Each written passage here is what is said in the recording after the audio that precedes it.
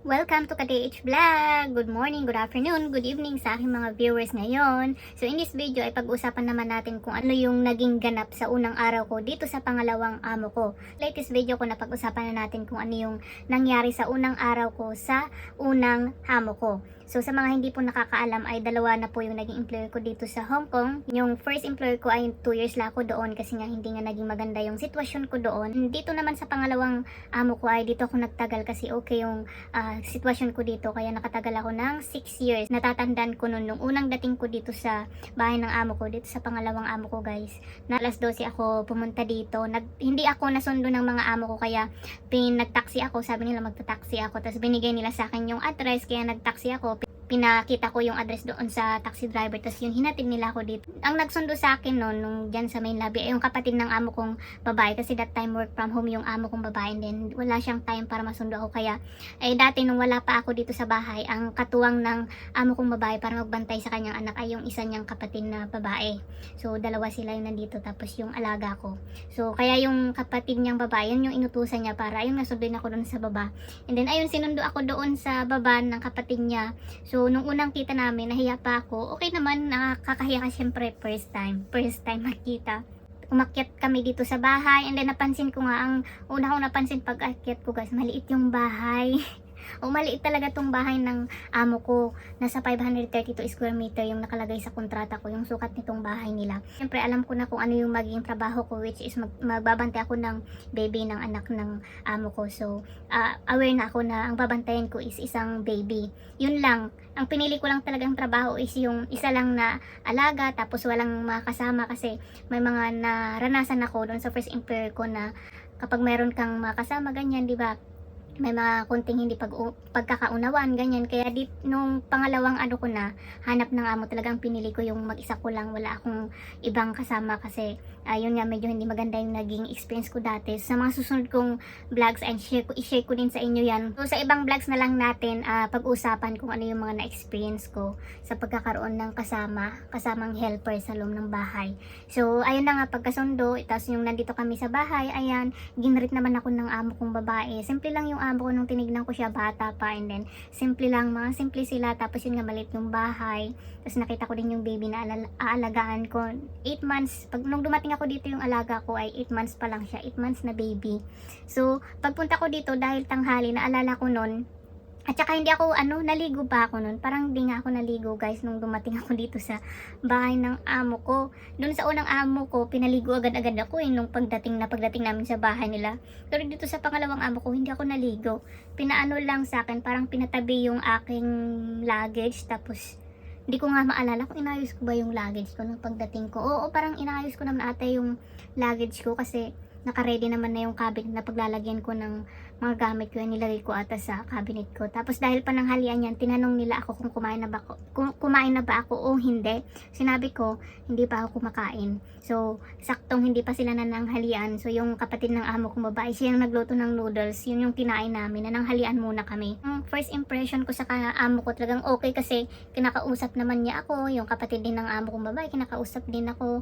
So, okay naman yung first impression ko sa kanila. Parang naramdaman ko na dito na parang parang magaan yung pakiramdam ko nung unang pagdating ko dito, kasi maano sila magaling sila makipag-communicate sa akin, parang kinakausap ako, ganun. Tapos ayun, palangiti sila, and then basta sila, hindi sila yung basta good vibes lang sila, ganun yung una kong naramdaman. Tapos after namin kumain, syempre ako yung naghugas ng plato, tapos yung amo ko, busy pa pala siya that time, hindi pa niya ako magawang kausapin, kaya ang pa sa akin noon, ang nag-entertain is yung kapatid niyang babae. So habang inaantay ko na maging okay yung time ng amo ko, so tinuruan na lang muna ako na maglinis konti dito sa bahay. Ayan, pinapunas niya sa akin yung estante dyan, yung mga ganyan, yung mga kailangang punasan, kasi nga maalikabok.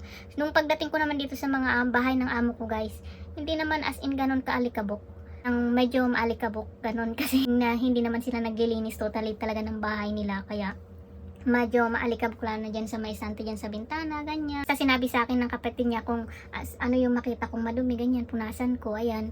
So, punas-punas naman ako, naglinis ako konti. Tapos, nung nagkaroon na ng free time yung amo ko, kinausap niya na ako, ayun, nagpakilala siya, may mga tinanong siya sa akin, pero hindi ko na maalala kung ano yun. Basta, yun, nag-usap kaming dalawa, and then, may binigay siya sa akin isang papel. Pinaliwanag niya yung magiging schedule ko dito sa bahay nila. So, dito sa pangalawang amo ko, first day ko pa lang, nagbigay na siya ng schedule ko, kung ano yung maging schedule ko everyday. Tapos doon sa schedule na yun guys, nakalagay doon kung anong oras ako babangon, gigising sa umaga, ganun. So, ang nakalagay doon, ang wake up time ko is 6:30 AM. So, ayan, tapos, ano yung gagawin ko pagkagising ko, ganun. So, wala kasi akong copy doon sa schedule ko noon. Hindi ko, nandoon sa isang cellphone ko. Kasi yung isang cellphone ko nasa Pilipinas na, kaya hindi ko maipakita sa inyo. Pero may binigay siyang schedule. Tapos, every hour, may mga schedule ako. Like, paggising ko, ano yung una kong gagawin. Tapos, sa oras na ito, ano yung mga gagawin ko. Nakalagay doon, ang pinaka-main talaga duty ko doon na, kaya naglagay siya ng oras is, nakalagay doon ko ng oras ko, papadidihin yung anak niya. Ganun kasi nga, baby nga yung ano, diba, yung babantayan ko. Tapos, ayun sa umaga, ayun nga parang magpapadede ng anak niya, ganun. Tapos vacuum, ganun yung nakalagay dun sa umaga. Tapos linis, konting linis time, may cleaning time din ako sa umaga. And then after that, may rest time na nilagay doon sa morning ko. So, bali dalawang rest time ko guys.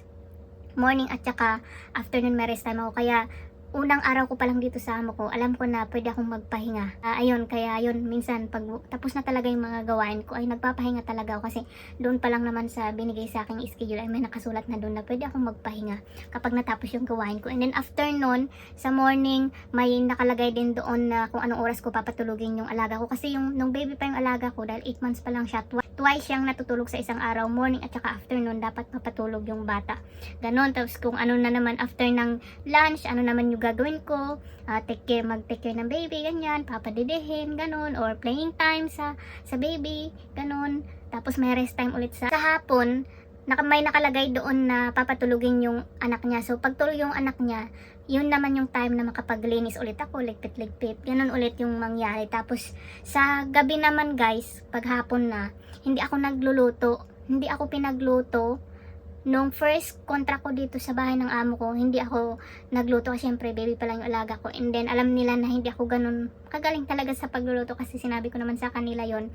And then sabi ko naman din sa kanila, willing ako mag-learn, ganyan, pero hindi naman nila daw priority yung cooking. So ang priority is yun nga, mabantayan yung anak nila. Kaya doon sa first 2 years ko dito sa amo ko, hindi ako nagluto ng pagkain namin.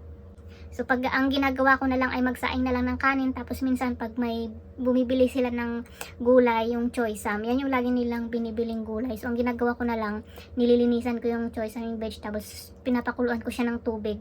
Yun lang, lagang gulay, tapos pagluto na, lalagyan lang namin ng oyster sauce. So, okay na, solve na. Tapos yung ulam namin, ayun, take out na lang ni sir. So, after niyang mag-out, bago siya umuwi, ay may dala-dala na yung ulam. So, yan yung naging life ko dito sa 2 years. So, walang cooking na nakalagay doon sa schedule ko nung nakita ko. Tapos, after ng dinner, 7 o'clock yung dinner namin. O 7 to 8, nakalagay doon na dinner time. Tapos, washing the dishes, ganyan-ganyan. No, after kong maglinis sa kusina, naman ako maliligo. Kapag nakaligo na ako, may nakalagay doon na cleaning toilet pala. Pinakahuli kong gagawin ay magki-clean ako ng toilet. After that ay rest time, and then yun na 9 o'clock yung pahinga namin. Kaya that time, nung unang dating ko dito sa bahay ng amo ko, nalaman ko na yung paglilinis ko ng toilet ay every evening. Kasi hindi ko rin naman magagawa sa daytime dahil nga syempre nag-alaga ako ng baby. Yun lang yung time ko na makapaglinis kasi nandito silang mag-asawa para bantayan yung alaga ko. Kaya sakto lang yung ginawa ng amo kong schedule ko na yung paglilinis ng toilet. Sa gabi kasi, ang unang maliligo dyan, syempre pagdating nilang mag-asawa, sila maliligo. After nilang maligo yun, kakain kami ng dinner, which is 7 o'clock. Tapos ako yung pinakahuling maliligo, kaya ganyan pala yung nangyari kung bakit gabi ako naglilinis ng toilet namin dati. And then 9 o'clock na yung bedtime namin lahat. Pero minsan nagiging maaga, depende kapag maaga kami kumain ng dinner, ganyan. Pero nung naalala ko nung baby pa yung aking alaga, mostly may mga time na 8 o'clock pa lang, napasok na sila sa loob. So natutulog na sila agad-agad. natutulog din ako ng maaga. Kapag maaga silang pumapasok doon sa kwarto nila. So, ganyan yung nakalagay doon sa schedule ko. And then, after that, after nung schedule ko ng time by time, may nakalagay doon na notes na nakalagay naman doon na every weekend or every once a week dapat maglaba ako ng blanket. Malabahan ko yung mga blankets nila, tapos nakalagay din doon na bawal kong ihalo yung pambaba ko doon sa washing. Pag nag-washing ako ng mga damit nila, so hand wash lang dapat daw yung pambaba ko. So ganyan yung binigay sa akin na schedule. So, nung unang araw ko magaan kasi very sila, ma-entertain sila kaya medyo magaan yung aking pakiramdam sa kanila. Tapos kinagabihan nung dumating dito yung amo kong lalaki, syempre pinakilala sa akin ng amo ko, yung asawa niya, ayan si Sir Paul. Ayan si Sir Paul mo, sabi niya ganun. Tapos ayun kami, hello, hi kami. Basta sila, ma-entertain, kaya magaan yung loob ko. Unang araw ko pa lang dito guys, magaan yung loob ko sa kanila. Tapos nung unang dinner pala namin ay tinanong ako kung asan ko daw gustong kumain pala.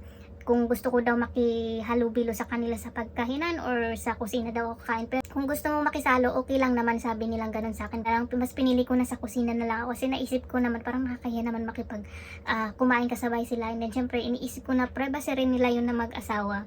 Syempre bagong dating galing trabaho, so that time lang sila makapag-usap mag-asawa kapag kumakain. Kaya mas pinili ko talaga sa kusina na kumain. Kaya nung unang dinner namin, ayun, sa kusina ako kumain. Tapos ang nahalata ko sa kanila, bago sila kumain, naghiwalay na sila ng ulam ko. Binibigay nila yung ulam ko doon sa kusina. Kaya that time talagang mas gumaan yung pakiramdam ko kasi nakita ko yung treatment nila sa akin na hindi kagaya doon sa first employer ko. So either ganyan naman yung mangyari sa inyo guys kapag dito kayo sa Hong Kong magtatrabaho.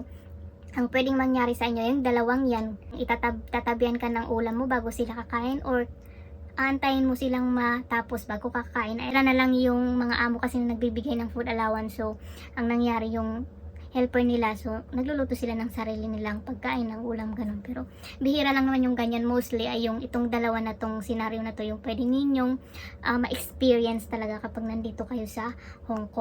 Then muntik ko nang makalimutan guys, bago ko tapusin tong video na ito, hindi ko pala na-share na pagdating ko dito sa bahay ng amo ko, may sarili po akong kwarto. So bali, ang 532 square meter, maliit lang tong bahay nila, pero may dalawa silang kwarto. So yung isang kwarto, yan, doon sila natutulog mag-asawa. And then itong kwarto na isa ay may isang bed dito.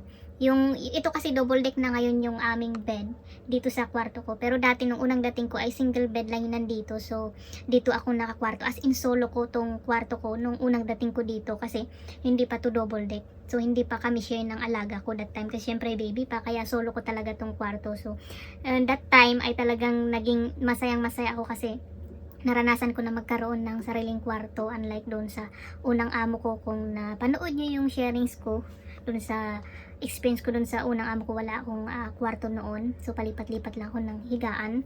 So dito ko naramdaman yung makapagpahinga ka ng maigi, 'di ba? Yung pagpasok mo ng kwarto mo, talagang ma-feel mo talaga yung nasayong sayo to, na yung privacy mo, ganun. So napakasaya ko talaga nung pagpunta ko dito sa bahay ng amo ko kasi maliban sa okay sila ay okay din pati yung tulugan ko ay okay.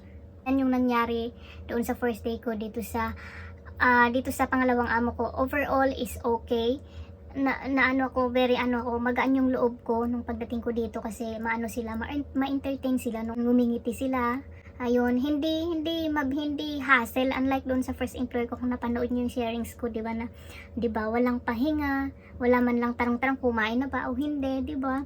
Swertihan lang talaga kapag nakatagpo kayo ng nakakaintinding amo ko. Ayan yung mga naalala ko dito sa mga nangyari sa first day ko dito sa mga amo ko. Yun nga, magaan sa loob. Ayan lang yung masabi ko. And then napaka-blessed ko kasi natagpuan ko itong pangalawang amo ko, which is napaka-opposite talaga doon sa unang naging amo ko. Kaya ayan, thank you Lord, kasi sa mga pagtitiis ko doon sa first employer ko, talagang nagbunga na nabigyan ako ng pangalawang pagkakataon. Tapos ayun, nabigyan ako ng maayos na amo ngayon sa pangalawang pagkakataon ko na magtrabaho dito sa Hong Kong. Kaya sa mga kababayan natin dyan na mag-a-abroad, kung ano man yung manatnan talaga natin, always tayong mag-pray. Alam naman natin na minsan may mga pagsubok talaga tayong ma-experience na hindi natin inaasahan. So lagi tayong mag-pray. Kailangan nating mag-pray and then always ask guidance para magabayan tayo kung ano man yung mga tatahakin natin. And so, swerte-swerte yan lang talaga. Yung iba, kung una, naging mapait yung experience, sa pangalawa, naging okay. Yung iba naman, yung una, naging okay. Kabalik naman, pangalawa ay naging mapait yung experience. So, depende talaga yan. Kaya kailangan lang nating maging handa lagi. At saka yun nga, always pray. Lagi kong sinasabi, always pray para ayun, magbayan tayo ng Panginoon. Kung ano man yung tatahakin natin, kung ano man yung may bibigay sa ating pagsubok, ay malampasan natin. So, ayan lang yung kunting ma-share ko sa inyo. And I hope na nakakuha ulit kayo ng konting idea about sa life namin bilang isang DH dito sa Hong Kong. And sa mga viewers ko po, subscribers, thank you guys sa 2 subscribers ko dyan na nakapag-subscribe sa aking YouTube channel. Thank you po. Sana sa mga viewers ko po ngayon na nanonood na hindi pa nakapag-subscribe at gusto nyo pang malaman kung ano yung buhay ko bilang isang DH. Ayan, kung gusto nyo pang malaman yung buhay or experience ng isang OFW bilang isang domestic helper dito sa Hong Kong, please subscribe to my YouTube channel para ma-update kayo sa mga susunod kong videos. Kasi lahat naman po ng sinishare ko dito, kaya ko ginawa itong ka-DH vlog para ayun nga, mai-share din sa inyo, maikwento din sa inyo kung ano yung mga na-experience namin bilang isang DH, bilang isang OFW dito sa Hong Kong, para yung mga kababayan natin, maka-DH natin dyan, para yung maka-DH natin, magkaroon sila ng konting idea kung ano ba talaga yung nangyari sa buhay ng isang OFW dito sa bansang Hong Kong. So, ayan. So, thank you guys for watching and I hope na makita ko pa kayo sa mga susunod kong sharings.